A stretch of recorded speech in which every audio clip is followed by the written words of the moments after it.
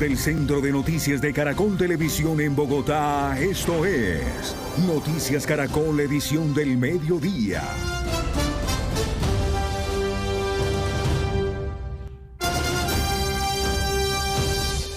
Buenas tardes. La desaparición del director de un medio periodístico en Antioquia tiene sumida en la angustia a su familia, así como una comunidad en el municipio de Yarumal, donde residía.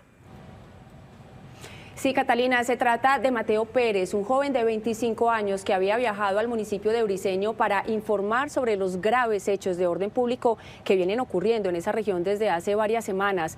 Pero Mateo desapareció. Lo más grave es que, según habitantes de la zona, el reportero habría sido asesinado. Su familia pidió a las autoridades intensificar su búsqueda. Mariana Rodríguez, ¿ya lograron ingresar a la zona o qué otros detalles se han conocido del caso? Buenas tardes. Tatiana, a las 12 de la tarde, 33 minutos, hay que decir que la fuerza pública aún no ha podido llegar e ingresar a la zona para hacer ese procedimiento de búsqueda y o rescate del periodista Mateo Pérez Rueda. Y esto no ha sido posible porque, según la Secretaría de Seguridad en el territorio del INCE, el Frente 36 de las disidencias de las FARC, que comanda alias Calarca, pues es tanta la presión de esos delincuentes y el control territorial que hay que pedirles permiso para poder ingresar a la zona, es lo que afirman entonces las autoridades. Ahora, con respecto al periodista, se conoció que él llegó a eso del lunes 4 de mayo a las 4 de la tarde y desapareció 24 horas después. La suerte de Mateo Pérez Rueda, director de la revista digital El Confidente de Yarumal, Antioquia, sigue siendo un misterio. El periodista de 25 años y además estudiante de Ciencia Política de la Universidad Nacional llegó al municipio de Briceño el 4 de mayo para hacer un trabajo de investigación. Él arribó hacia las 15 horas del 4 de mayo. Tuvo entrevistas con varias autoridades, entre ellos personal del ejército, personal de la policía, averiguando sobre el tema de la motobomba, sobre el enfrentamiento que se había presentado el día lunes. Según Martínez, al periodista le advirtieron que no era prudente estar en la zona. Las autoridades y los presidentes de las juntas de acción comunal le recomendaron que se devolviera. Él hizo caso omiso, se fue visto recorriendo Las Auras, Pueblo Nuevo, Gurimán, Palmichal, por allá averiguando con la gente, me imagino yo, cómo podía llegar a los cabecillas de este grupo criminal que delinque en esa zona, y posteriormente se perdió el rastro de él. Desde el martes en la tarde no se sabe nada del comunicador y desde entonces circula esta versión.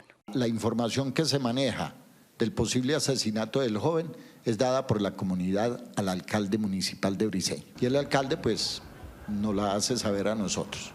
Pero como les digo, hay que ser prudentes porque mientras no tengamos un cuerpo pues no podemos estar hablando de homicidio. Pero yo creería que a la comunidad hay que creerle, ¿cierto? La Defensoría del Pueblo rechazó el hecho y manifestó su preocupación por lo que podría ser el asesinato de Mateo a manos de integrantes del Frente 36 de las disidencias de las FARC que comanda alias Calarca. La desaparición de Mateo ocurre en un contexto especialmente grave para el norte de Antioquia. El municipio de Briceño atraviesa una crisis humanitaria derivada de la confrontación entre el Frente 36 de las disidencias de la línea de Calarca y el Clan del Golfo. Mientras tanto, la familia pide que se priorice su búsqueda. Pedimos a los órganos administrativos de Briceño, de Yarumal, a la Gobernación de Antioquia, a la Presidencia de la República, a los organismos internacionales de la Cruz Roja y a la Defensoría del Pueblo que por favor nos ayuden, no nos dejen solos. Nosotros lo que estamos solicitando es que por favor permitan el paso de las entidades humanitarias para nosotros poder realizar la búsqueda de nuestro hermano y que podamos tenerlo de regreso a casa. La Gobernación de Antioquia ofreció 300 millones de pesos de recompensa por alias Víctor Chalá, integrante del Frente 36 y presunto responsable de la desaparición del periodista. En la zona hay una fuerte presencia guerrillera y las autoridades no han logrado ingresar para verificar lo sucedido. Mientras las autoridades adelantan entonces la búsqueda del periodista y también tratan de confirmar la versión de la comunidad de que habría sido asesinado a mano armada por parte de estos criminales del Frente 36, también rechazan que en menos de un mes allí, en el municipio de Briceño, en el norte de Antioquia, han desaparecido forzosamente a 3 personas. Mariana, gracias. Y hace pocos minutos en Noticias Caracol en Vivo habló nuevamente la mamá de Mateo Pérez. Esto dijo. La verdad, oficialmente no tengo ningún reporte. Lo que dicen los medios, que ustedes mismos ya conocen. Sí. Doña Gloria, ¿cuándo fue la última vez que usted pudo hablar con su hijo? ¿Cuándo fue? El día que se fue para Briceño, el día lunes en la mañana. Él le dijo que qué iba a hacer a Briceño, doña Gloria. Que iba a hacer un reporte sobre algunas actividades que habían allá en el municipio, como un consejo de seguridad o algo así. ¿Cuál es la petición que hace?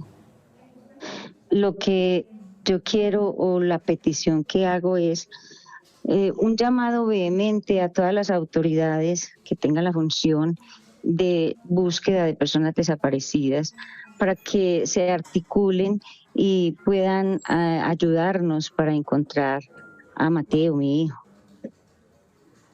Claro. Tanto a las autoridades municipales como departamentales, incluso del mismo gobierno presidencial, que nos puedan colaborar. Sí. Doña Gloria, ¿quién se ha comunicado con usted?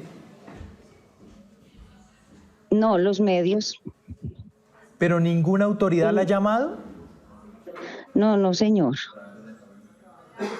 Es decir, ¿el ejército tampoco ha hecho contacto con usted? No.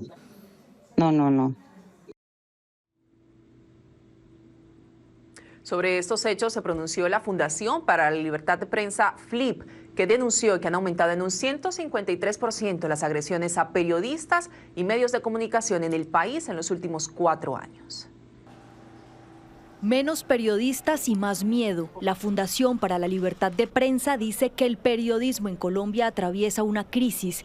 La cantidad de denuncias de asesinatos, atentados y amenazas de muerte contra periodistas hablan de la severidad de los intentos por silenciar a la prensa. Una radiografía nítida de la violencia contra comunicadores y las redacciones la documentó la FLIP, que reportó en 2025 469 agresiones contra 305 periodistas. Las amenazas fueron la agresión más frecuente, con 192 casos que representan el 41% del total de ataques durante ese año. Además, más de un centenar de periodistas fueron intimidados en 29 de los 32 departamentos del país y 14 periodistas se vieron obligados a desplazarse forzosamente para proteger sus vidas. Otros 7 tuvieron que exiliarse en busca de seguridad, y el silencio, una vez más, fue el costo impuesto a quienes intentaron informar. Porque hay zonas en las que realmente se está ejerciendo una presión muy fuerte para silenciar, para que la gente no conozca la realidad del conflicto armado, la realidad de sus propias comunidades.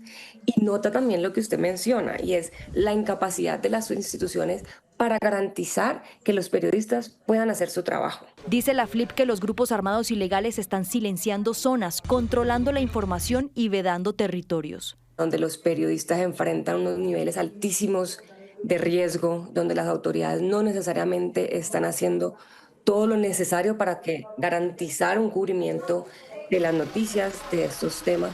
Tenemos varios reportes de personas que desaparecen por varias horas por estar haciendo ese tipo de cubrimientos, pero también tenemos lugares en Colombia donde los periodistas están siendo instrumentalizados, son amenazados porque publican información sobre un grupo armado o porque no la publican. Estos contextos hostiles, asegura la FLIP, se traducen en la autocensura y en una restricción a la ciudadanía al acceso de información. Hace unas semanas, la Comisión Interamericana de Derechos Humanos advirtió que ejercer el periodismo en Colombia continúa siendo una labor de alto riesgo, y bajo la lupa están también funcionarios públicos y políticos que estigmatizan a la prensa, especialmente en jornada electoral. La FLIP reportó un aumento del 153% en las agresiones contra periodistas comparado con la anterior elección presidencial del 2022.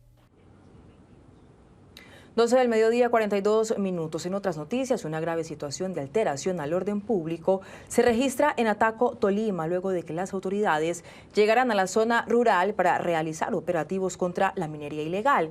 Marjorie Trujillo nos cuenta cuál es la situación a esta hora. Marjorie.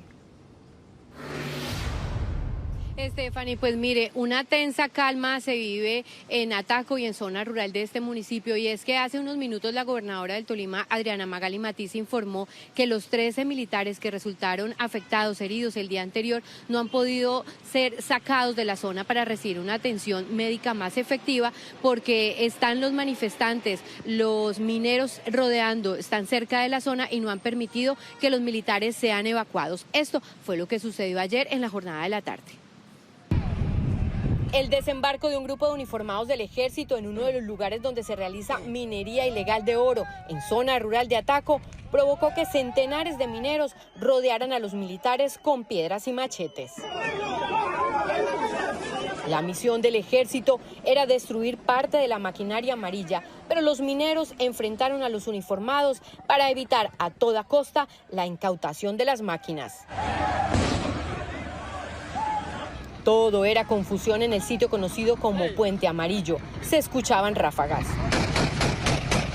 Los gritos de los mineros que se enfrentaban a los soldados.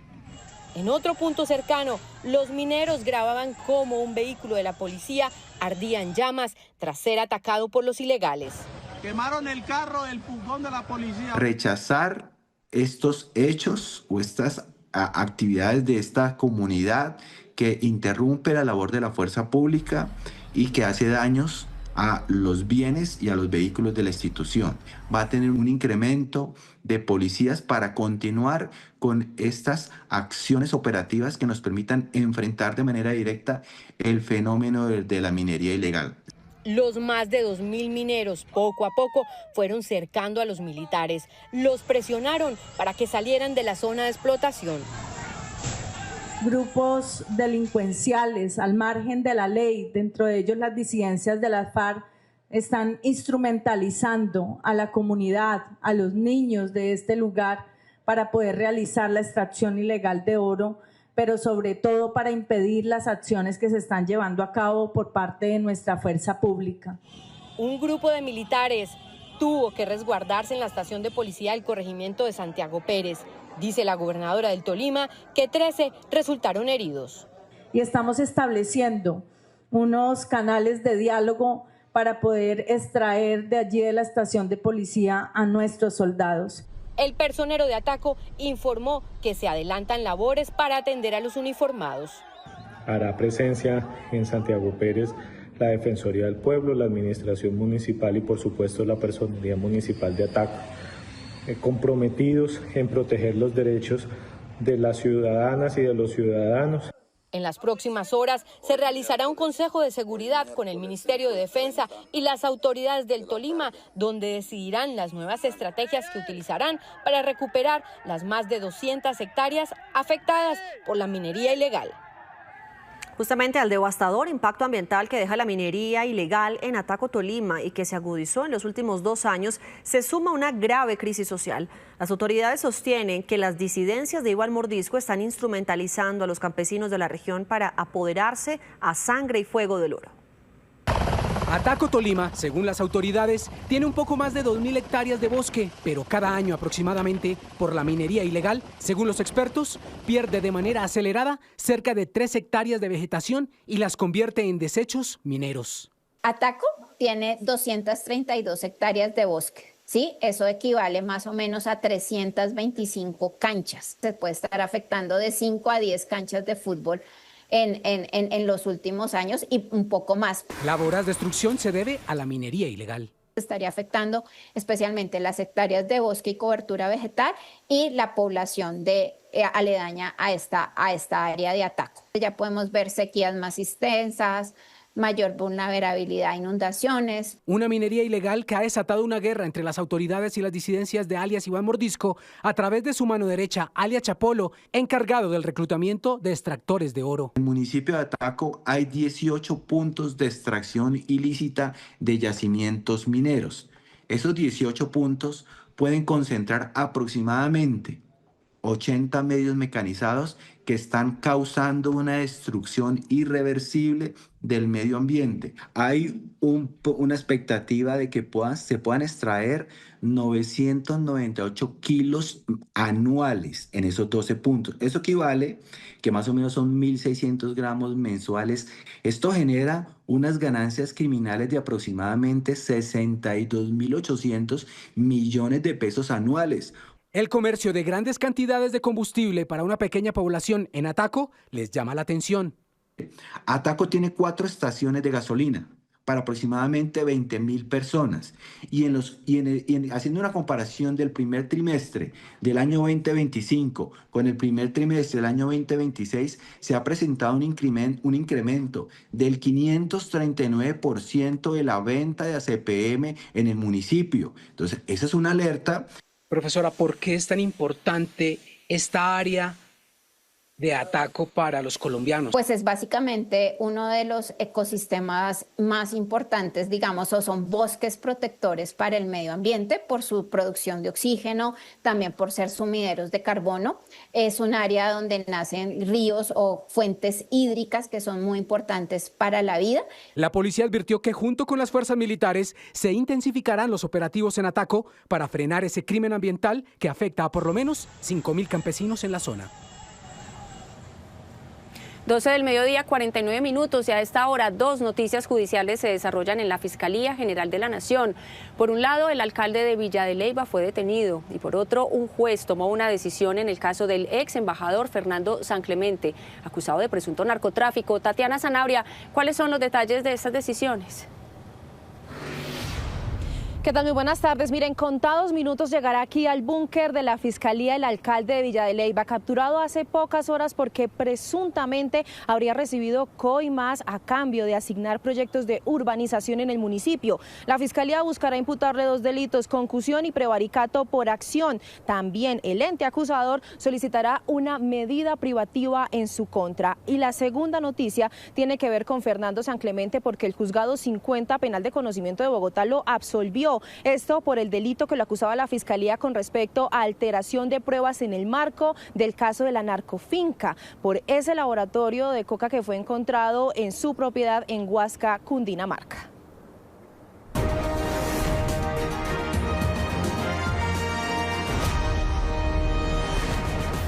Colombia decide 2026. Faltan 23 días, 19 horas, 9 minutos y se van descontando los segundos para que se abran las urnas el domingo 31 de mayo, cuando decidiremos quién será el próximo presidente de Colombia o qué candidatos pasan a la segunda vuelta. El avión Colombia aterrizó hoy en el Urabá antioqueño, a más de 700 kilómetros de Bogotá. Catalina Vargas llegó a municipios como Apartadó y Turbo para conocer las necesidades de su gente y también esas historias de emprendimiento y pujanza de esta región. Catalina, adelante.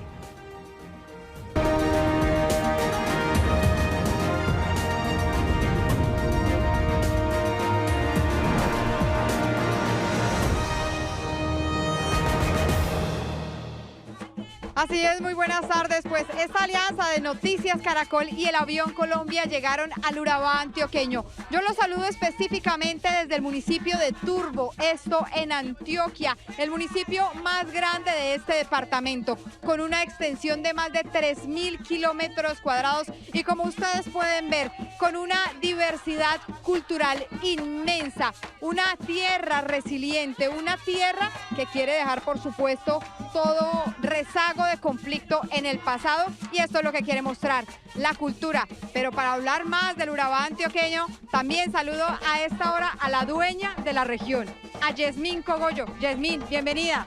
Bueno, bienvenidos a Urabá y especialmente al municipio de Turbo, que recibió su nombre por lo turbio del agua, motivo por la desembocadura del río Atrato y esa mezcla con el agua del mar Caribe. Pero no solo es la violencia lo que ha marcado esta región, también hay otras problemáticas que han marcado al Urabá antioqueño, problemáticas que Yasmín nos va a mostrar en el siguiente informe. El Urabá sigue siendo escenario de disputa entre grupos al margen de la ley y quienes pagan el precio más alto son los jóvenes, que representan el 59% de su población, menores de edad reclutados, adolescentes sin oportunidades de empleo ni formación, y comunidades en las que crecer significa elegir entre el riesgo y la pobreza. Se unen a la falta de alternativas reales que empujan a la generación entera hacia las márgenes sociales. Ese tema de los jóvenes en conflicto es muy preocupante porque viene afectando a la comunidad y entonces uno vive con una zozobra. Se viene trabajando, pero necesitamos más apoyo de las instituciones. Se calcula que más de 1.100 jóvenes del Urabá hacen parte del conflicto. Que a veces nosotros estamos aquí normal y ellos son los que se tiran a buscar problemas. Estamos acá tranquilos y ellos se meten como locos así con los machetes y a nosotros que nos toca correr. Que el gobierno venga y se reúna más con los jóvenes, también le den consejo, porque y que también cuando uno vaya a pedir trabajo no lo menosprecen a uno porque lo vean así todo, así que parezca un delincuente. Otra deuda pendiente con el desarrollo de la región son las carreteras. Vías deterioradas, puentes en mal estado y tramos sin pavimentar no solo dificultan el transporte de productos agrícolas, motor económico del Urabá, sino que aíslan comunidades enteras de municipios como Turbo, Arboletes, San Juan de Urabá y San Pedro de Urabá, que tras cada temporada de lluvia agrava lo que ya era crítico. La ola invernal arrasó los cultivos de los campesinos del municipio de San Juan de Urabá. Somos 1.300 campesinos damnificados de los 7.000 que tiene Urabá. La educación es otro frente en crisis debido a la cobertura insuficiente en zonas rurales. La deserción escolar ligada directamente al conflicto y la pobreza, la infraestructura educativa deteriorada y docentes que trabajan en condiciones difíciles. Hay muchos jóvenes que son menores de edad, entonces no tienen la oportunidad para estudiar o para tener una técnica, una tecnología. Entonces, ¿qué queríamos? Enseñarles un arte, a reparar una nevera, un aire acondicionado y que con eso puedan ocupar su tiempo y sacarlos un poco de las calles. Que ojalá pudieran cambiar el machete por un lápiz para que puedan salir adelante. Estamos en el corazón del Urabá antioqueño, una región que produce riquezas para el país, pero que espera que esta riqueza se refleje en la vida de su gente. Las autoridades locales y nacionales tienen la palabra y los urabaenses la esperan. Urabá tiene todo para ser grande, tierra fértil, gente trabajadora y una identidad que no se vende. Pero sin inversión real en su juventud, las vías y la educación, el potencial seguirá siendo tan solo una promesa. Turbo es el primer distrito portuario de Antioquia. Desde 2018 fue declarado distrito especial portuario. Pero para hablar de esta tierra del Urabá antioqueño, nos encontramos a esta hora con la profesora Glenis, una líder social muy importante para la región. Profesora, bienvenida a Noticias Caracol. Qué gusto tenerla acá con nosotros. Cuéntenos, por favor, de ese trabajo que usted ha hecho por muchísimos años con los jóvenes de esta zona para que no caiga nuevamente la violencia. Sí, claro, para nosotros es importante la educación, el fortalecimiento femenino, el empoderamiento de los jóvenes. Profesora, y justamente hablando de oportunidades laborales, tuvimos la oportunidad de visitar un cultivo, una plantación de banano, en donde esas exportaciones están creciendo. En el 2025 crecieron en un 22%. Es imposible venir al Urabá antioqueño y no hablar de banano. Este es nuestro informe. Bienvenidos al Urabá antioqueño.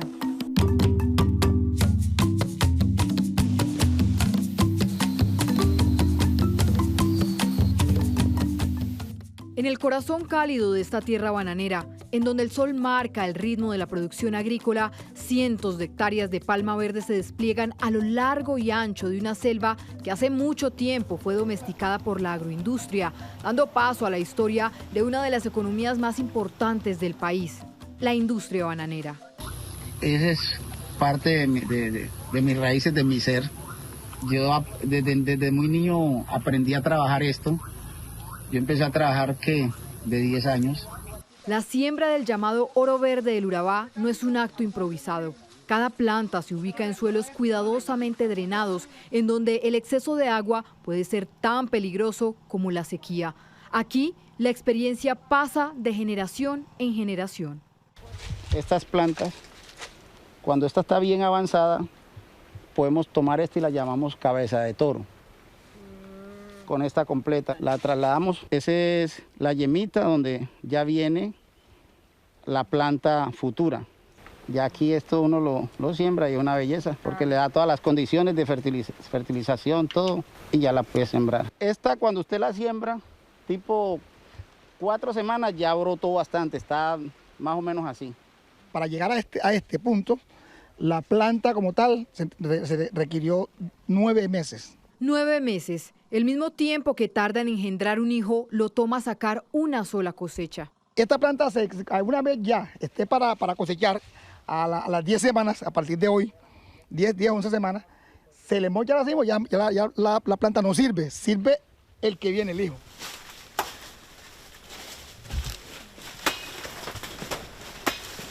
Don Wilfrido, ¿aproximadamente cuánto puede pesar un rastro? Eso dependiendo de la mano que tenga. Por ejemplo, ese está más o menos en 40 kilos. ¿Y cuántos racimos se pueden cargar al día?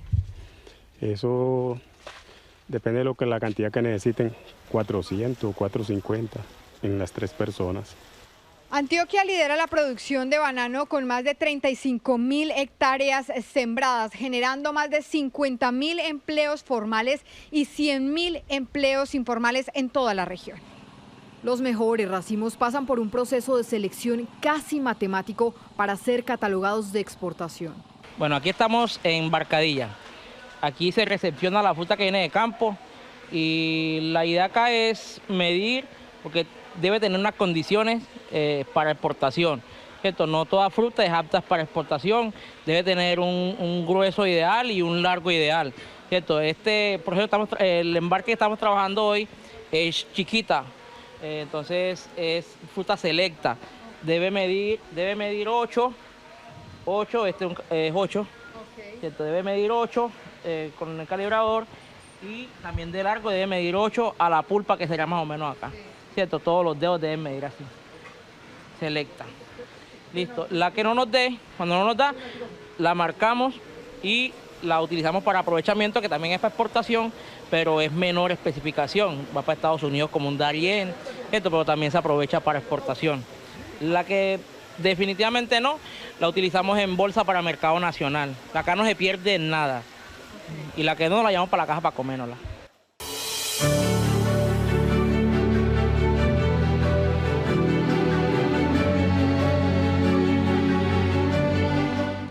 La exportación de banano tuvo un fuerte repunte el primer semestre del año 2025, con exportaciones superiores a los 67 millones de cajas de 20 kilogramos, mostrando un crecimiento aproximado del 22%.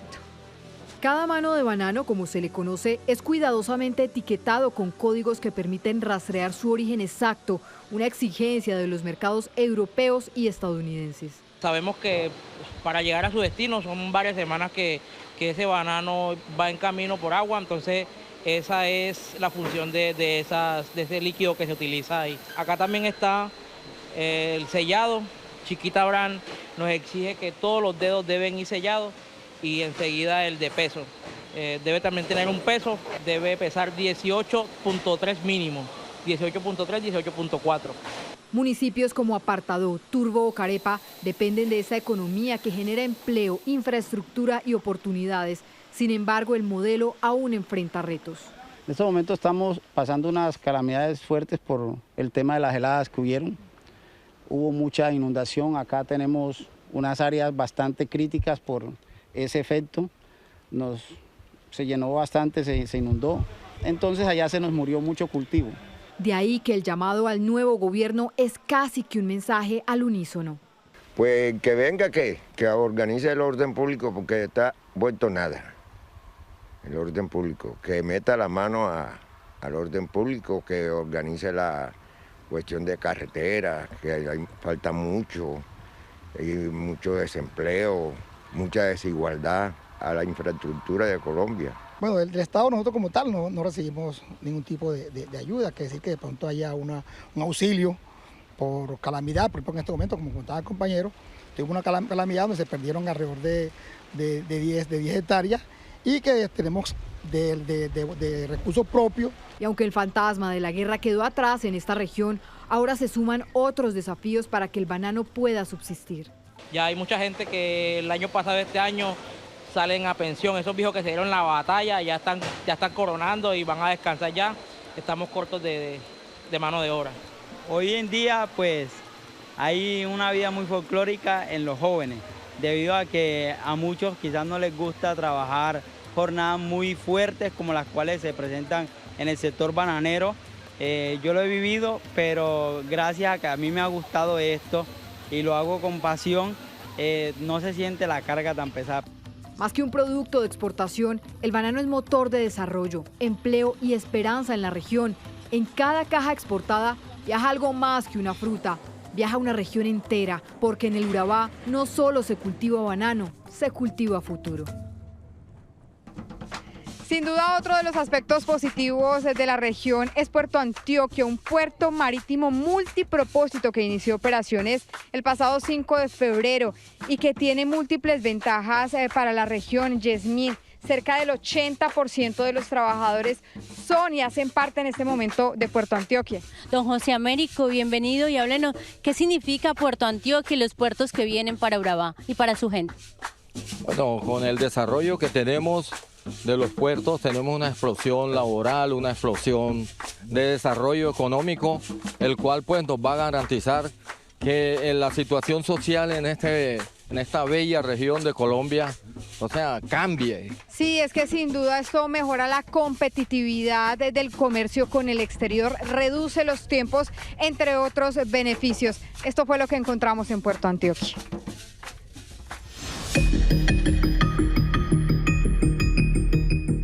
Este territorio en el que muchas familias lloraron a sus seres queridos por culpa de una guerra intensa entre paramilitares y FARC, está cambiando. Donde han reconstruido moralmente la comunidad.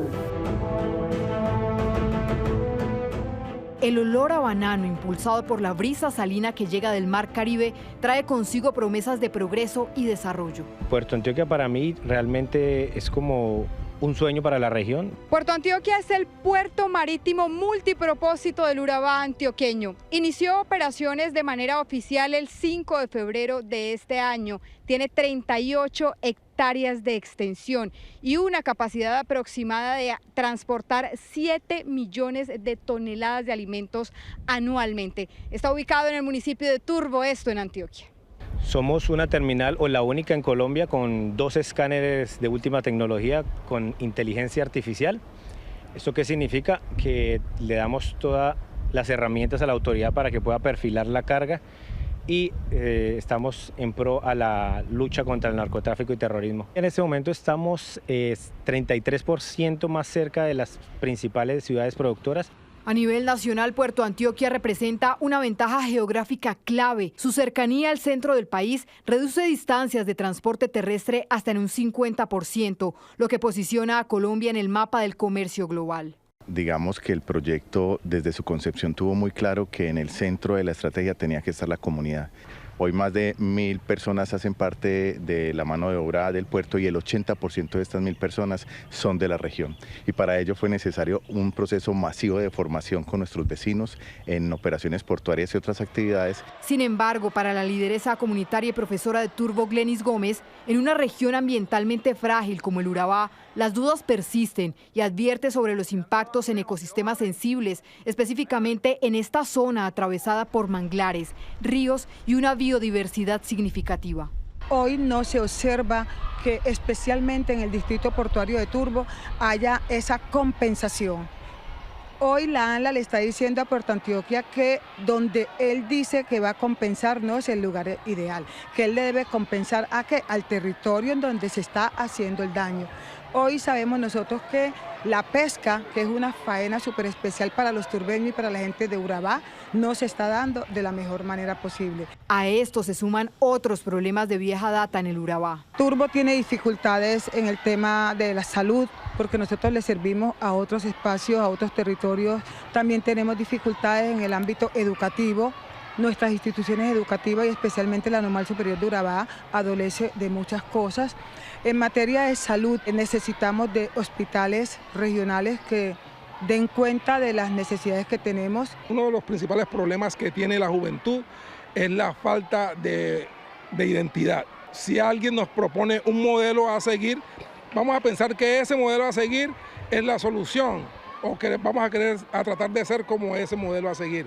Y la propuesta que han hecho acá en nuestra zona de Urabá y en Colombia, podríamos decir, es la propuesta del narcotraficante exitoso. Fabio Chaverra, rector de la institución etnoeducativa Nueva Colonia, un corregimiento ubicado a 40 minutos de Turbo, ve la llegada del puerto como una oportunidad de inclusión, formalización laboral e integración territorial. Muchos estudiantes se egresan y no tienen las posibilidades reales de continuar la etapa universitaria o carreras tecnológicas porque el espacio donde estamos no lo facilita, y muchos les toca desplazarse a regiones como la costa, al interior del país, Medellín, Cali. Entonces para muchos y todos no tienen esa posibilidad. Nueva Colonia, como epicentro de Puerto Antioquia, está experimentando una transformación social y de infraestructura. Hoy sus calles se ven inundadas con un alcantarillado deficiente y carreteras de acceso en mal estado. Sabiendo que todos estamos echando el agua sucia por el mismo canal, es un solo canal que bota el agua sucia. Sí, que es el problema del alcantarillado. Vea, hace años de tener ese problema. A veces cuando hay mucha lluvia el tránsito se pone bastante pesado, y el tema con las cargas pesadas que pasan por la carretera principal también en algún momento han deteriorado las vías y se han presentado problemas de accidentalidad en las vías con el tema de las motos y algunos vehículos porque hay muchos huecos. Con la llegada del puerto e iniciativas privadas, las soluciones a estos problemas están cada vez más cerca. Ya hoy están pasando cosas muy importantes. El alcantarillado para Nueva Colonia, 120.000 millones de pesos en obras por impuestos, liderado por Grupo Argos y la iniciativa Juntos por Urabá. Va a cambiar la realidad, por ejemplo, de más de 20.000 habitantes a través del mecanismo de obras por impuestos, y inician en 2 meses obras y en 2 años queda el alcantarillado que le va a cambiar la vida y la realidad a las personas y a las familias. Un llamado de la comunidad unida a un nuevo gobierno. Que sigan acordándose de la clase obrera menos favorecida aquí en Colombia. Que no se les olvide pues que nosotros existimos, que también le hacemos un aporte significativo a este país. Que nos hagan un acompañamiento. Digamos que Puerto Antioquia, y nos sentimos orgullosos, es un modelo o es un ejemplo de inversión social importante a la par de un desarrollo portuario.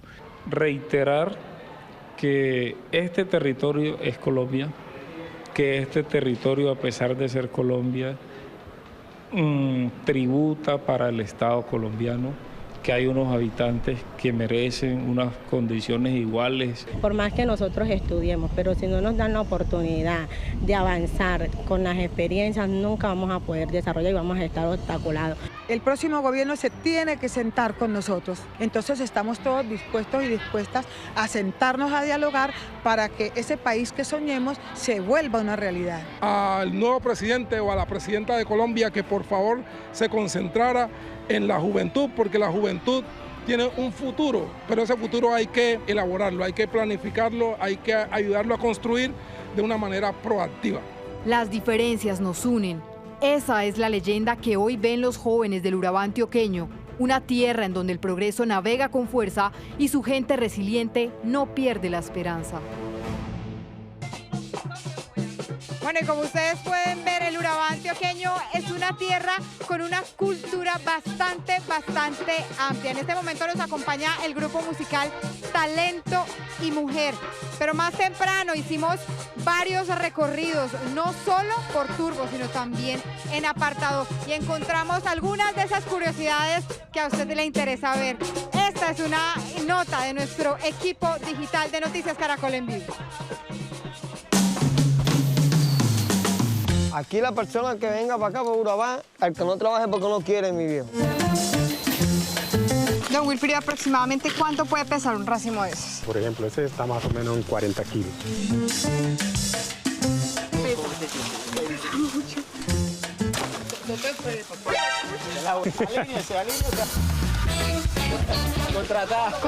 Y le tocó más grande. El banano es una fuente de sostenimiento para todas las familias del Urabá. Este trabajo me ha dado la oportunidad de estudiar, de superarme un poco más.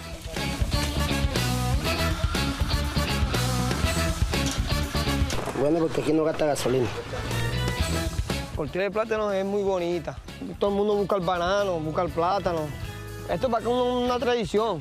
Yo aquí llevo 17 años trabajando. Digamos, una región que también es muy próspera en echar la gente para adelante en la vida artística, en la cultural. Es muy alegre, pues tenían un pánico para llegar por medio de la seguridad y la violencia que había, pero ya estamos mermando, gracias a Dios.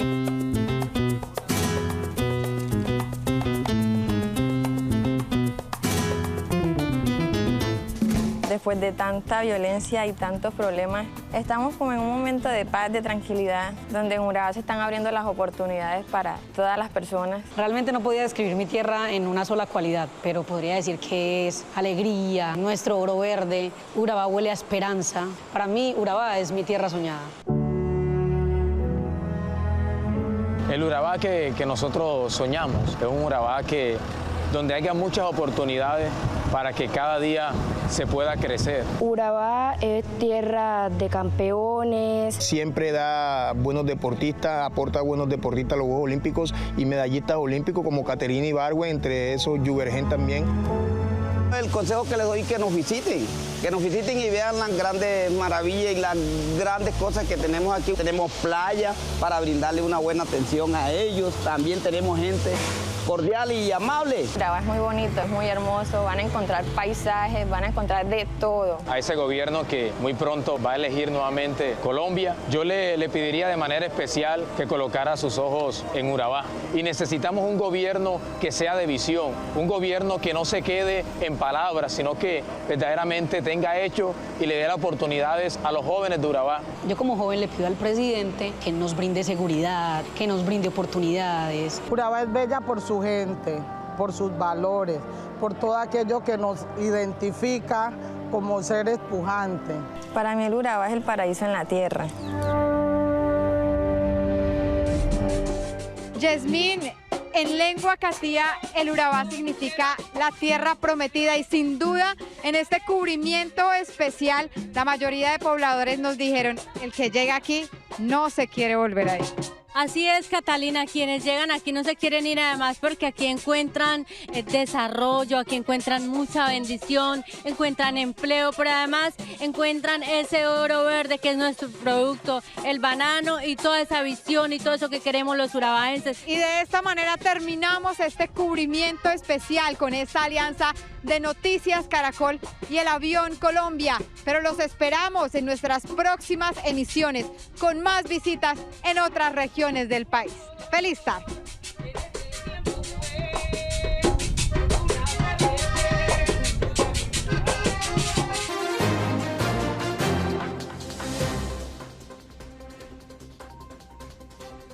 El mundo tiene los ojos puestos en lo que suceda con el brote del hantavirus.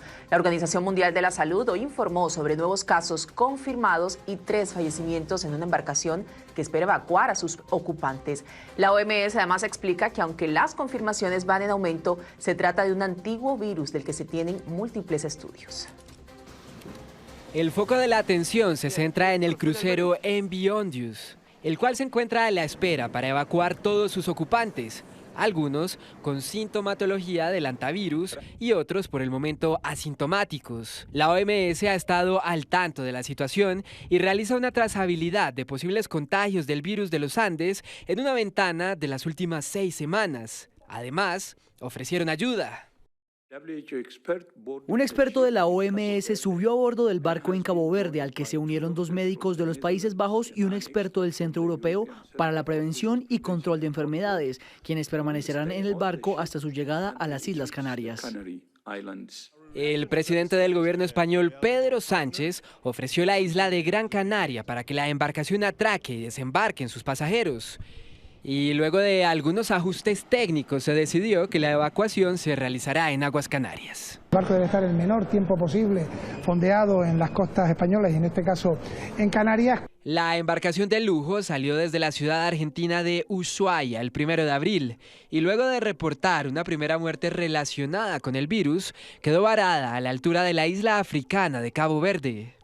Jorge Goicochea, un pasajero de la anterior expedición, habló sobre su experiencia en el MV Ondius. Ahí debió subir alguien, debió subir alguien infectado, porque el barco, o sea, la higiene, la limpieza, el servicio, es alguien que estaba incubando. El Ministerio de Salud de Chile ha confirmado que en lo que va de año se han registrado 39 casos de hampavirus y 13 fallecidos, un aumento del 33% con respecto a los casos del año pasado.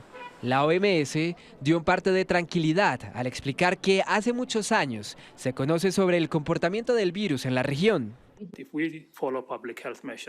Compartimos la lección aprendida de Argentina con todos los países. Creemos que es bastante similar al brote del 2000 en Argentina y no prevemos una gran epidemia.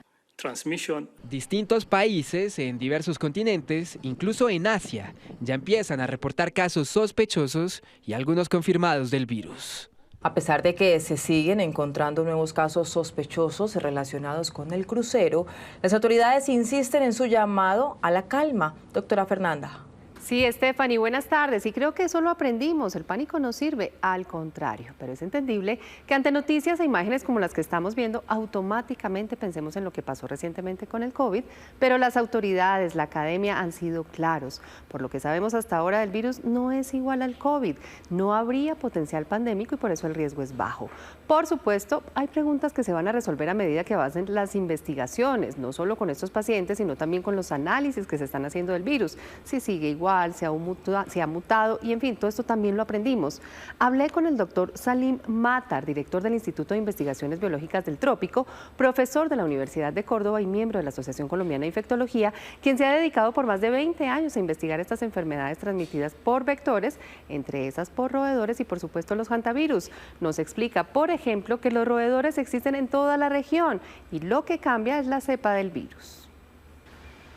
El hantavirus, como se ha dicho, es una infección de roedores que ocasionalmente se transmite a humanos. Se trata de unas ratas y ratones específicos, conocidos como de cola larga y que se encuentran en muchos países, incluido Colombia. Lo que explica el doctor Salim Matar, director del Instituto de Investigaciones Biológicas del Trópico, es que Chile y Argentina comenzaron a investigarlos y a hacerle seguimiento hace ya varios años. Los hantavirus, diría yo que desde el punto de vista evolutivo siempre han estado en las Américas.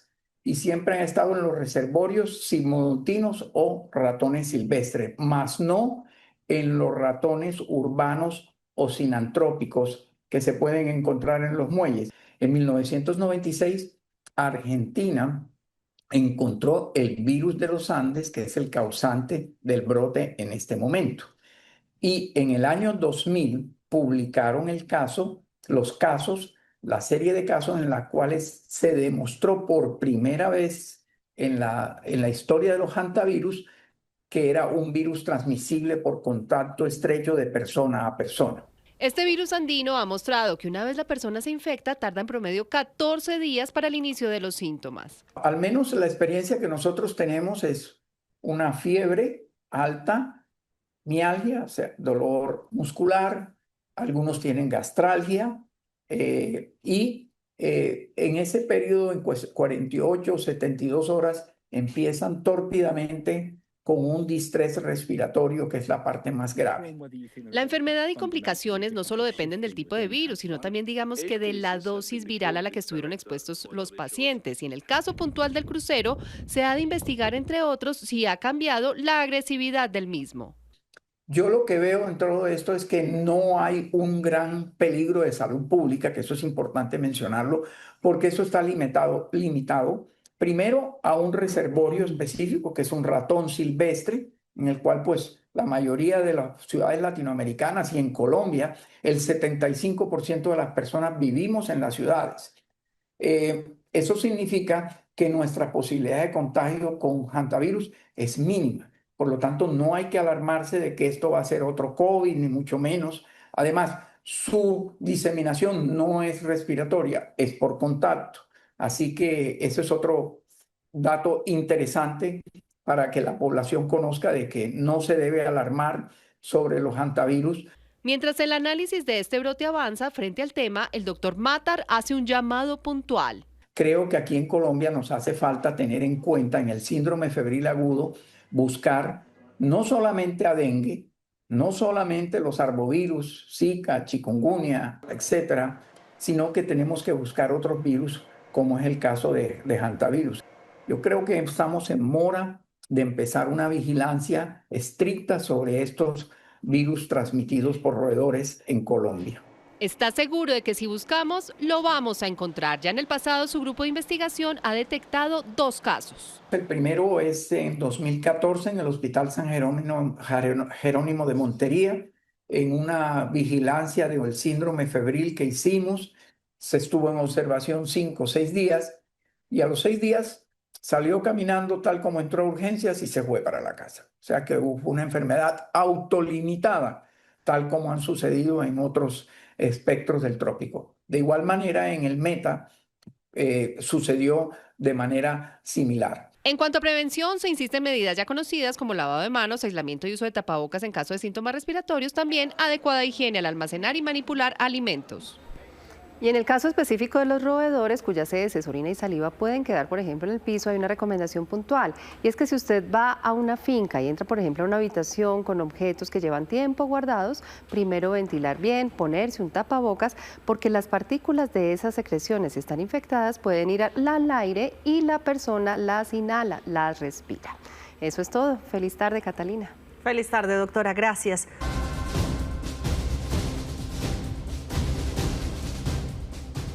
2 de la tarde, 6 minutos. Gracias por continuar con nosotros. La emblemática iglesia La Ermita de Cali continúa cerrada tras el ataque del que fue víctima recientemente. Más de 10 imágenes religiosas fueron destruidas. Hoy le apuestan a la resiliencia para resarcir los daños y seguir fortaleciendo la fe de miles de creyentes que allí se congregan. Alex Henao, buenas tardes. ¿Qué dicen hoy las autoridades y qué más se sabe del templo?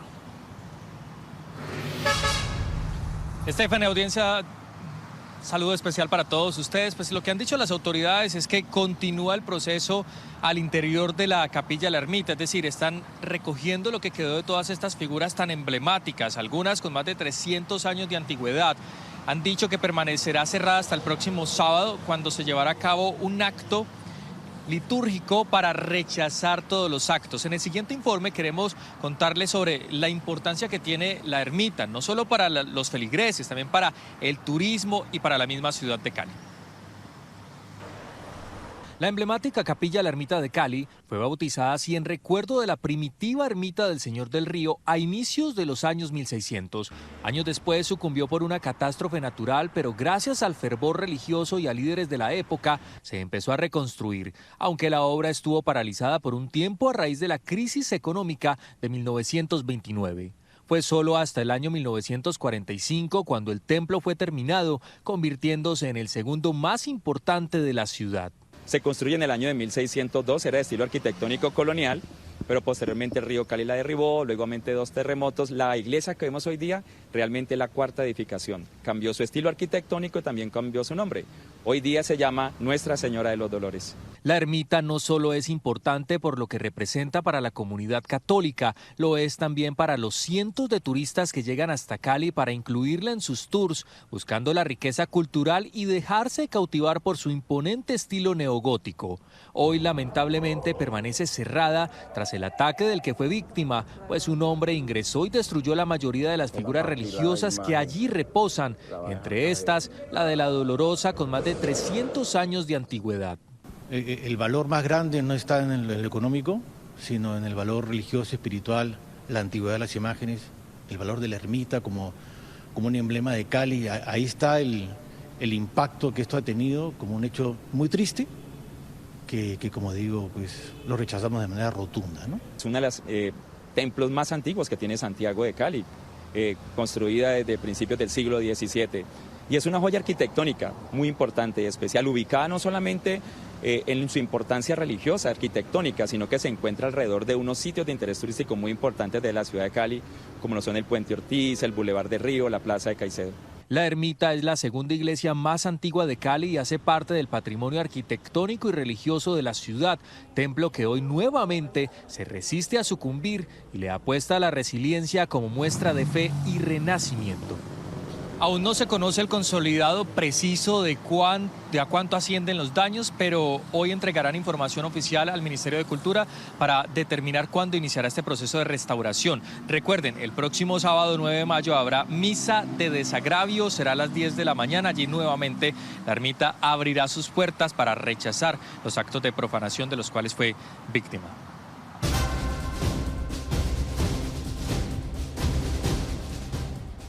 2 de la tarde, 25 minutos. Volvemos desde Medellín con el desarrollo de la noticia sobre la desaparición del periodista Mateo Pérez. Mariana Rodríguez, ¿qué está pasando a esta hora?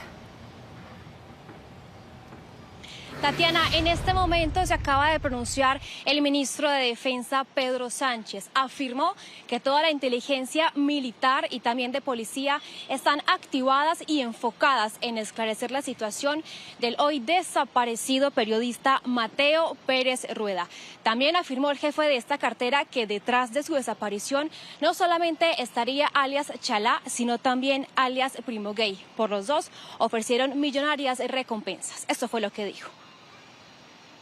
Tristemente, la información que ha circulado es que estaría muerto, pero es información que aún no tenemos nosotros confirmada. Por ello lo estamos buscando y por ello también ofrecemos una recompensa hasta 640 millones de pesos por alias Primo Gay, un cabecilla peligroso de la estructura criminal 36 de las disidencias de alias Calarcá, y por alias Chalá o Chala, hasta 300 millones de pesos, unidos también con el esfuerzo que está haciendo toda la gobernación y toda la fuerza pública.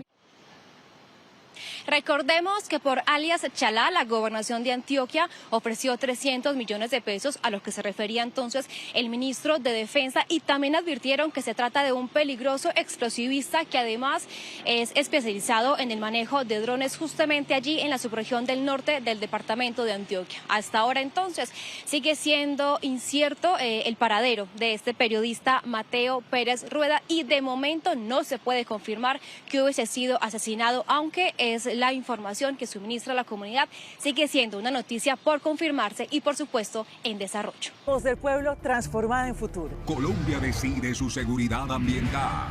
Este domingo a las 7 de la noche. Noticias Caracol. Primero la gente.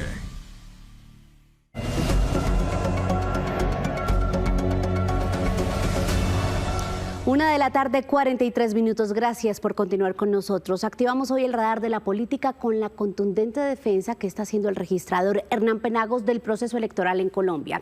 El funcionario respondió a quienes ponen en duda la operación del software y el código fuente con los que se revisan los resultados de las elecciones. Y no solo eso, sino que lanzó fuertes críticas a la desinformación desde el alto gobierno. Vamos a conectarnos a esta hora con Luisa Fernández, que tiene todos los detalles sobre lo que dijo Luisa, no solo el registrador, sino otras autoridades. Adelante. María Camila, muy buenas tardes. Todas las autoridades coinciden en el que este momento, tanto personas y fuentes que tienen una gran autoridad en el país están llevando a Colombia un proceso de desinformación, que no hubo ni habrá fraude electoral. En continuidad a eso habló entonces del software, que asegura que la principal corriente política que hoy está criticando el software o lo está poniendo en duda es de izquierda, y particularmente dice el registrador que este software lo suministró el gobierno español, conocido principalmente como un gobierno de izquierdas. Pero además también habló de ese código fuente. A las críticas que se le ha realizado y las puestas en duda, lo que dice es que el código fuente no puede manipular o no puede alterar el resultado de las elecciones, debido a que en Colombia el voto es particularmente manual. Esto dije el registrador. Que ese software haya que entregarlo. ¿De verdad a alguien se le ocurre que hay que entregar el software de la registraduría? Arriesgar a entregar un código fuente que observado puede dar lugar a suplantaciones, a incidencias que terminan alterándolo, o a hackers que tengan la oportunidad de ver cómo logra que se distorsione. Eso no va a ocurrir nunca, porque hay que cuidar primero la democracia. Un poco lo que ocurre es que altos funcionarios del Estado no están bien informados, y bueno, mi tarea es seguir explicando hasta que entiendan las realidades. María Camila, y una noticia también que acaba de dar el Procurador General Gregorio El Hash a la salida de este foro, y es que ya se está avanzando en las revisiones de una presunta indebida participación en política por parte de varios ministros de este gobierno. Todavía no ha hablado oficialmente de unas investigaciones, pero están en la revisión de esa información para saber a cuáles ministros se va a investigar por esta presunta indebida participación en política. Todas las autoridades aquí en este foro coinciden entonces, y repetimos, en confiar en las instituciones para las garantías que se pueden entregar en el proceso electoral el próximo 31 de mayo y eventualmente una segunda vuelta. Muy importante, Luisa, gracias. Y es que a propósito de las elecciones, hoy arrancó el despliegue de los observadores electorales internacionales. Desde la misión de observación electoral de la Unión Europea están respaldando la labor de la registraduría, resaltando el manejo transparente de los software de escrutinio y preconteo. Juan David Ríos estuvo con ellos. Aquí está el reporte. Mire, a poco más de 20 días de la primera vuelta presidencial ya hay 40 observadores de largo plazo, se llaman así, de la misión de observación electoral de la Unión Europea que se despliegan por todo el territorio nacional, a los 32 departamentos. Incluso afirmaron que la confianza está dispuesta, por supuesto, en la registraduría, porque estamos hablando que es un proceso que es transparente, que incluso es manual y además público, frente a esas denuncias de algunos partidos políticos del sistema de auditorías que tiene la registraduría. Esto fue lo que dijeron. El sistema colombiano es un sistema robusto precisamente porque es manual, precisamente porque cualquiera puede entender cómo van circulando los votos y cómo se van sumando. Es decir, al fin y al cabo el software no es más que una calculadora y lo puede hacer cualquiera con la calculadora en su casa. Creo que es muy importante que cuando los partidos políticos expresan dudas o piden aclaraciones, exista una apertura. Y esa apertura la hemos visto clarísima en la registraduría. Bien, en este momento estamos hablando que hay 50 observadores electorales de la Unión Europea, 40 en territorio, 10 en la capital, y se espera que al 31 de mayo lleguen en total 150 observadores electorales de la Unión Europea para, por supuesto, estar vigilantes a estas elecciones, las presidenciales, la primera vuelta, y también se van a permanecer acá para una eventual segunda vuelta en Colombia. Muy bien, Juan David, estamos atentos y es momento de revisar en qué andan los candidatos el día de hoy. Paloma Valencia está haciendo una denuncia muy grave, el hackeo de su teléfono. Señaló que todos sus chats donde habla de la seguridad de la campaña, de su familia y sus conversaciones privadas están en poder de un tercero, un desconocido, lo que resulta muy peligroso, por lo cual pidió la acción inmediata de las autoridades. Y será el abogado Jaime Lombana quien la represente para hacer esta denuncia ante la Fiscalía. La candidata está hoy en Medellín y en los próximos minutos se espera que entregue pruebas de su denuncia desde la capital antioqueña. Y en medio del panorama de división que atraviesa puntualmente la derecha con Paloma y Abelardo de cara a la primera vuelta, hoy habló aquí en Noticias Caracol el expresidente Álvaro Uribe Vélez sobre el voto opositor que parece cada vez más fragmentado. ¿Qué hacer para unir a la derecha? Porque quienes se disputan los votos de la oposición están divididos. Paloma Valencia, Abelardo de la Espriella, que al final pues uno dice buscan lo mismo, y es que el petrismo pues no siga en el gobierno. No es el tema de la derecha para unir todo el pensamiento democrático contra este proceso de cubanización. Yo creo que acompañar a Paloma Valencia por su firmeza, su transparencia, que ha sido una constante en su vida. Paloma es firmeza, pero Paloma es firmeza de todos los momentos. El país la ha visto con toda la firmeza durante tanto tiempo. Campesinos, le dicen a uno en estos municipios, bueno, yo necesito poder vender directamente a las grandes cadenas y que me paguen de contado. Paloma está estudiando un tema muy importante para que si yo voy a llevar unas frutas a de uno, soy productor o los voy a llevar al Éxito o a la Olímpica, no me paguen a 30 o 40 días.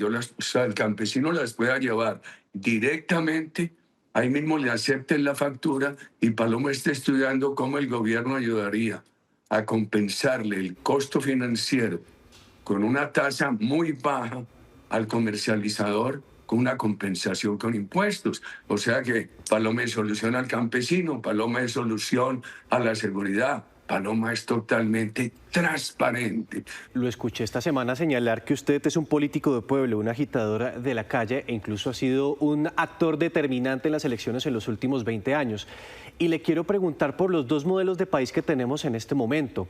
Uno, que está liderando el presidente Gustavo Petro con un candidato muy popular, y otro que usted está diciendo no es de derecha, es de democracia. Pero ustedes, ¿cómo pueden lograr atraer en los próximos 24 días a aquellas personas que dicen, venga, yo comulgo más con el proyecto político del presidente Gustavo Petro porque no quiero regresar al pasado, no me siento cómodo con la política que tenía el país en el pasado? Miren, pero por ejemplo, póngalo mío. Yo apenas soy una parte que apoya a Paloma Valencia. Ahí hay muchos sectores democráticos que tienen diferencias, pero hay un acuerdo en las palabras de Álvaro Gómez sobre lo fundamental: respetar la democracia, las instituciones, recuperar la seguridad, cero corrupción, promover el crecimiento de la economía, las soluciones sociales. Entonces, por ejemplo, que Álvaro Uribe, hombre, el gobierno mío, el país mejoró en seguridad, en inversión, disminuyó la pobreza mucho más que en el gobierno Petro, del 53 que estaba en el 2001 al 37. Que hay fallas. Paloma Valencia no es responsable de esas fallas. Paloma Valencia, cualquier falla que yo hubiera tenido, no la repetirá y la corregirá. Cualquier cosa buena que yo hubiera hecho, ella la tendrá en cuenta y sabe introducir lo nuevo.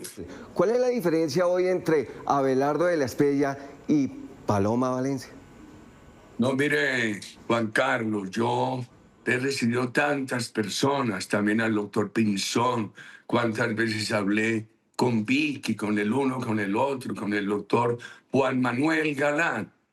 Yo mantengo un buen diálogo con muchos colombianos. Por supuesto, hemos creado este partido con mucho esfuerzo, que tiene una doctrina muy importante, que es seguridad para todos los colombianos, con libertades democráticas, que haya inversión privada, pero del joven emprendedor, estudiante, de la empresa mediana, de la micro, de la pequeña, políticas sociales profundas, un Estado pequeño. Yo a estas alturas de la vida no tengo ninguna aspiración personal, no debo ni puedo tenerla. ¿Y quién ha estado defendiendo estas tesis sin haber participado en mis errores? Paloma Valencia.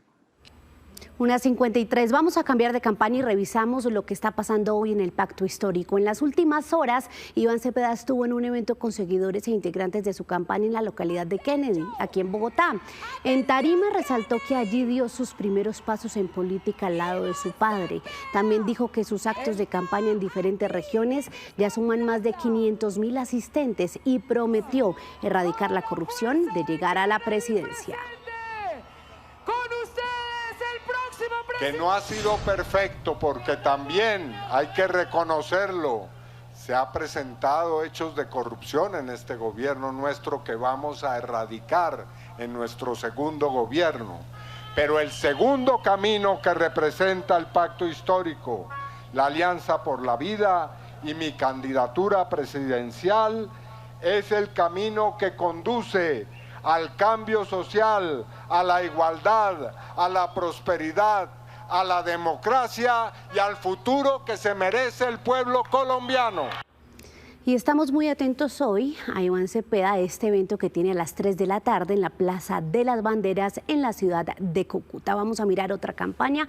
Hablamos de Abelardo de la Espriella, que en su gira por Bogotá recibió en su sede de campaña a un grupo de veteranos y reservistas de la Fuerza Pública. En un pergamino le llevaron un reconocimiento por su trabajo y le ofrecieron también su experiencia para construir la estrategia de seguridad en su plan de gobierno. Minutos después, el candidato se refirió a la situación de orden público y al tratamiento que le daría a los grupos armados ilegales. Es increíble cómo un grupo de bandidos tienen arrodillado el Estado, pero al final es un plan de este gobierno asociado con el narcoterrorismo para debilitar la fuerza pública, para debilitar la institucionalidad y para sumir al país en un caos. Cuando yo llegue a la presidencia de la República voy a poner en orden las cosas. Los miembros de la fuerza pública, los miembros del CTI, cualquier otro funcionario público, tendrán toda la protección y las garantías, y los narcoterroristas tendrán una cárcel o una tumba como corresponde. Y por los lados de Sergio Fajardo, hoy la registraduría reconoció oficialmente el comité de firmas del referendo que busca impedir que se convoque una Asamblea Nacional Constituyente hasta el 2034, que promueven precisamente Fajardo y su fórmula Edna Bonilla. La intención de la campaña es blindar la Constitución ante la insistente propuesta del actual gobierno de promover la constituyente cuanto antes. Recordemos que para que un referendo sea aceptado, debe recoger más de 2 millones de firmas válidas, es decir, el 5% del censo electoral. Con esta información de la campaña de Fajardo terminamos. Hasta aquí el radar de la política.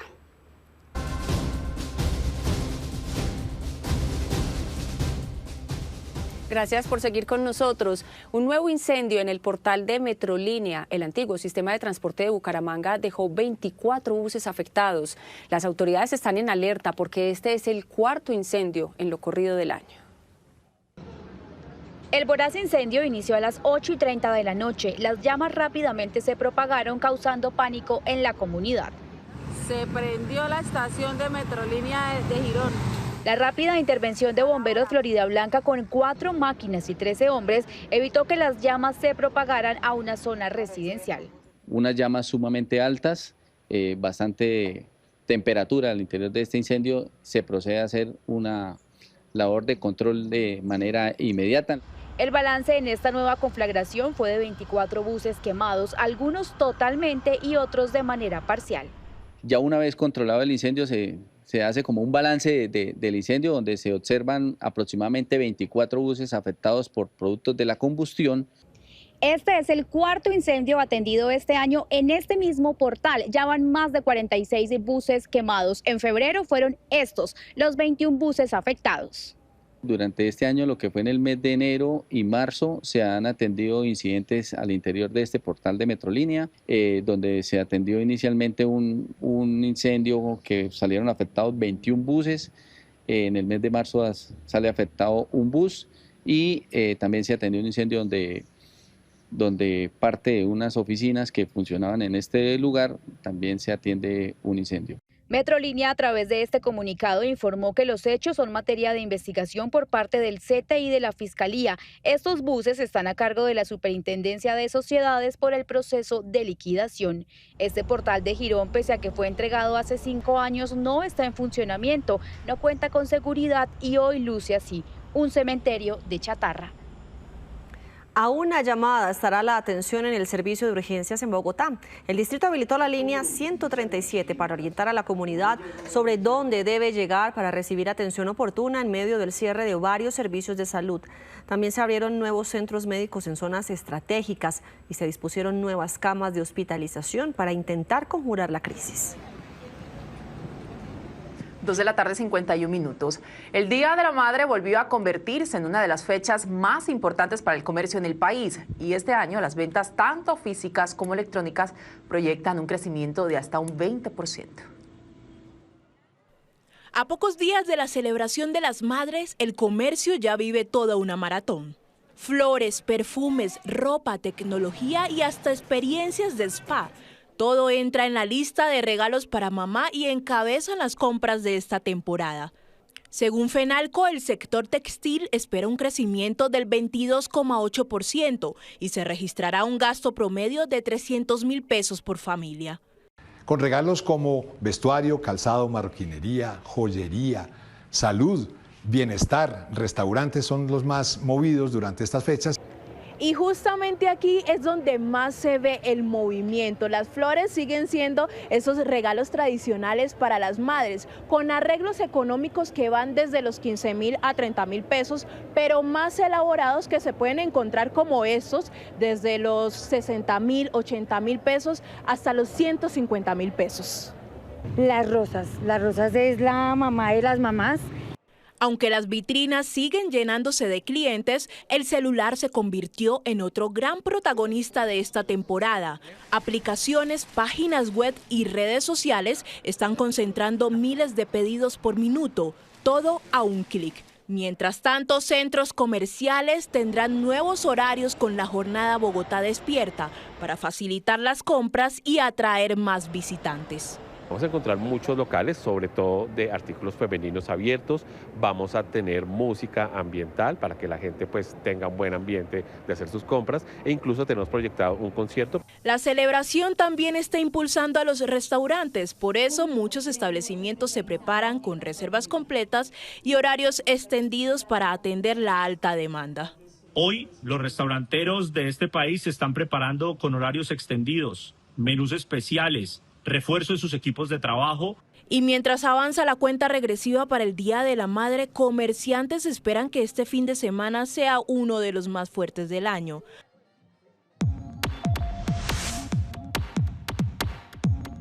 Para usted, ¿qué se debe tener en cuenta a la hora de elegir el mejor regalo para el Día de la Madre? Los leemos en @noticiascaracol. Si está buscando una oportunidad laboral, preste atención porque hoy en Bogotá se está desarrollando la gran feria de empleo donde hay más de 4.000 vacantes disponibles. Luis Apolo, buenas tardes. ¿Cuáles son los perfiles que están buscando las empresas allí? Catalina, buenas tardes. Son más de 30 empresas que están participando en esta gran feria de empleo y están buscando perfiles, para nombrarle algunos, como auxiliares administrativos, conductores y hasta médicos generales. Vamos a hablar con la vocera de la Agencia de Empleo de la Secretaría de Desarrollo Económico, que nos va a dar un balance de esta jornada. ¿Y qué pasa si yo no alcancé a venir? Claro que sí, pues el día de hoy hemos atendido a más de 2.600 personas. Hemos estado acá con más de 4.000 vacantes, puestos de trabajo para profesionales, personas con experiencia, sin experiencia, mayores de 50, personas con discapacidad, para jóvenes, para mujeres. Hemos estado aquí presentes desde la Secretaría de Desarrollo Económico con absolutamente todo en la conmemoración del Día del Trabajo. Pero si no alcanzaban a venir, tranquilos. Nosotros tenemos puntos físicos de atención de la Agencia Distrital de Empleo en el edificio Bochica, nos pueden encontrar, pero además, si nos siguen en nuestras redes sociales, especialmente en nuestro canal de WhatsApp Empleo en Bogotá, se pueden enterar de todas las oportunidades que tenemos, nuestras ferias de empleo, ferias a la medida, vacantes, cursos de formación para el trabajo también. Bueno, muchísimas gracias a Laura, y vamos a ver en esta fila que ustedes ven aquí, es la postulación para los mayores de 50 años que están buscando un trabajo. Voy a saludar aquí a Luisa, que está buscando su empleo. ¿En qué está buscando trabajo? ¿Cuánto lleva y cómo le ha parecido la feria? Hola, buenas tardes. Mira, yo llevo aproximadamente un año sin empleo. Tengo 59 años, mi último empleo fue como guarda de seguridad. Pero realmente no he conseguido empleo. El tema, al parecer, es la edad. Entonces siempre me dicen, no, pues lo sentimos, pero tiene muchos años y no es posible. Bueno, pero aquí hay una oportunidad y esta fila precisamente es para las personas mayores de 50 años que quieren buscar una oportunidad laboral. ¿Qué asesoría ha recibido acá y qué le han dicho? Bueno, entonces vamos a hablar con otra persona que también esté aquí. Esperemos que le vaya muy bien, doña Luisa, consiguiendo su empleo. Y aquí saludo también a la señora que está buscando trabajo. ¿Cuánto tiempo lleva y cómo le ha ido en la feria? Buenas tardes, mi nombre es Marta Ligia. Sí, llevamos como 3 horitas, pero la verdad la logística de esta feria ha sido excelente. Estamos en espera de poder recibir buenas noticias, pero sí, hemos tenido una muy buena inducción, un buen acompañamiento y esperamos pues que todo sea para bien, que podamos finiquitar en un buen empleo y que podamos seguir sirviendo a este país tan hermoso que tenemos. Que así sea, porque pues tienen todo por delante. Mire, aquí los voy a dejar con estas imágenes. Ellos hacen la fila, pasan aquí donde reciben asesoría por parte de las personas de la Secretaría de Desarrollo Económico, entregan todos sus datos y ya quedan ahí postulados y se perfilan para algunas de las vacantes que estén disponibles. Luisa, gracias. Por otra parte, mientras el distrito insiste en que el Regiotram del Norte, como está planteado, no es conveniente para la ciudad, Gobierno Nacional y Gobernación de Cundinamarca defienden el proyecto y aseguran que las observaciones fueron atendidas. Son varios los cuestionamientos del distrito del Regiotram del Norte o tren ligero que conectará a Bogotá con los municipios de Chía, Cajicá y Zipaquirá, proyecto que tiene 11 de las 17 estaciones en la capital del país. El proyecto prevé tramos con estructuras elevadas a 7 metros de altura, por ejemplo en algunos puntos de la carrera 9ª, lo que para el distrito genera un efecto sombra que impacta directamente a la ciudadanía. Además afirman el diseño implica cerramientos con vallas, por ejemplo a la altura de la calle 53, lo que implicaría una fragmentación urbana. Que una estructura como estas, que está a 7 metros de altura, que tiene 2 columnas y que tiene longitudes en total de 6 kilómetros, tenga un esfuerzo de mitigación del impacto urbanístico en el corredor por donde pasa el Regiotram.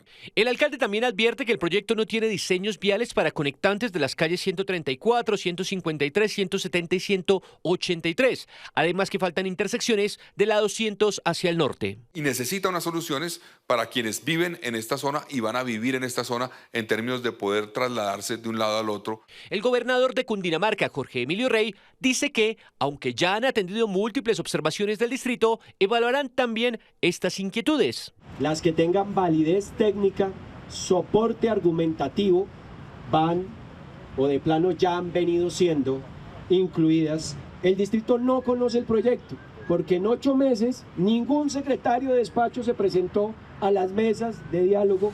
El gobierno nacional argumenta que para no dejar hundir el proyecto asumió en el COMPES el monto de financiación que le correspondía al distrito. Claro que un aporte que hiciera Bogotá puede servir incluso para mejorar las mismas cosas que Bogotá está planteando y que ya se han discutido. Todas las partes coinciden en que el proyecto se debe hacer, por lo que las diferencias serán resueltas en mesas técnicas. En más noticias, Caracol, la Cámara de Comercio de Valledupar presentó un balance económico del Festival de la Leyenda Vallenata que convocó a más de 230.000 visitantes, beneficiando a diferentes gremios de la ciudad.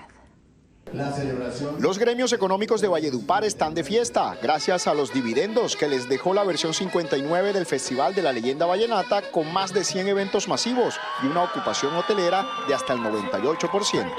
Los grandes eventos se movieron más de 23.000 millones de pesos y aquí también hay una economía subterránea que no la alcanzamos a cuantificar. De los 1.560 establecimientos gastronómicos en Valledupar, se reportaron ingresos superiores a los del festival del año pasado. Tenemos un incremento en ventas del 30% con respecto al año pasado y estamos muy satisfechos con el dinamismo económico que generó ese festival. La Asociación de Bares y Discotecas generó entre 5 y 7 empleos temporales por establecimiento. Digamos que tenemos un crecimiento del 33% con respecto a la cifra del año anterior. Tuvimos un incremento también en la ocupación tanto de personas extranjeras, personas visitantes y los mismos locales de Valledupar. El Observatorio Socioeconómico de la Cámara de Comercio de Valledupar estableció con los peajes el ingreso a la ciudad de 35.470 vehículos y 17 vuelos diarios. Estas cifras fueron presentadas a las autoridades locales y a la opinión pública para que sirvan de insumo para dimensionar y planear el próximo festival que llegará a los 60 años.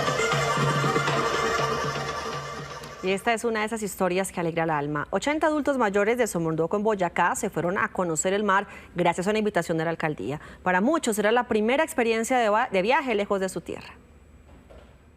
Alistando maleta, comienza la historia de 80 adultos mayores que fueron invitados por la Administración Municipal de Somondocó en Boyacá para que fueran a conocer el mar en las playas de Santa Marta. La ciudad está aquí. La alegría es evidente. Ellos no habían volado y mucho menos conocían el mar. Llevo la pantaloneta, la ropa interior y una sudadera y unas alpargáticas para salir a la arena. No, el mar, pero en televisión. Por ahí lo conozco así. De resto, no más. Buenas noches. La aventura siguió y su corazón vibró como en la niñez. El aeropuerto El Dorado los deslumbró. Muchos por primera vez salían de su tierra y por cosas del destino, en el vuelo los recibió y acompañó una boyacense. Como boyacense, para mí es un verdadero orgullo tenerlos ahora. El destino estaba a sus pies. Sentir el movimiento de las olas, tocar la arena y ver la inmensidad del mar es para ellos una de las mejores experiencias de la vida. He llorado de la felicidad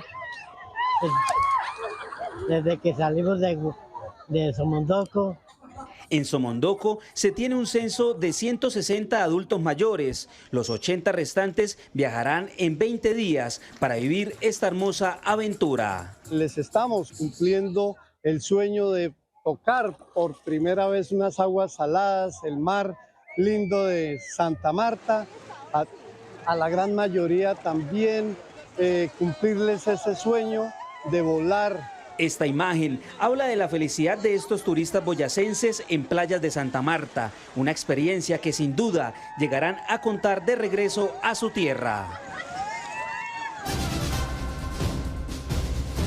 El suministro de gas en Colombia enfrenta una nueva alerta por el anuncio de Canacol Energy de suspender el suministro de ese combustible en nuestro país. El gobierno revisa el alcance de la medida y quién podría asumir esos contratos. Gremios y expertos advierten sobre posibles presiones en las tarifas y riesgos de desabastecimiento. Como si faltaran dificultades en el sector del gas en Colombia, ahora se suma un nuevo problema. La compañía de origen canadiense Canacol Energy, que es el segundo productor de gas más grande en nuestro país después de Ecopetrol, enfrenta una grave crisis financiera tanto en Canadá como en Colombia. Y por eso evalúa suspender en menos de un mes los 19 contratos de suministro que tiene firmados, una decisión que tendría efectos inmediatos sobre empresas, industrias y usuarios. Entre las empresas afectadas estarían Gases del Caribe, Surtigas, Enel y Cerro Matoso, la cual habló sobre esta incertidumbre. Es preocupante porque no solo, como te digo, se dañan los equipos y cuesta un montón de plata arreglarlos, y hoy la economía del negocio nuestro no daría para repararlos. Pero esta mala noticia le plantea un nuevo reto al gobierno nacional, según fuentes consultadas por Noticias Caracol. Quien podría asumir la operación de esos pozos para encontrar gas sería la filial de Ecopetrol Jocol. Entre tanto, el ministro de Minas dijo que el gobierno anunciará medidas por el fenómeno del Niño mientras evalúa el impacto del anuncio de Canacol Energy. Por ahora quiero enviar un mensaje de tranquilidad. Espero el próximo martes poder tener algunas precisiones más sobre el tema, sobre el anuncio que ha hecho Canacol. Ahora todo dependerá de los fallos que emitan las autoridades judiciales en Canadá y posteriormente la Superintendencia de Sociedades en Colombia. Así terminamos las noticias. Nos vemos a las 7 de la noche con una nueva edición informativa. En el canal Caracol ya viene Tormenta de Pasiones. Esto es Noticias Caracol, primero la gente. Chao.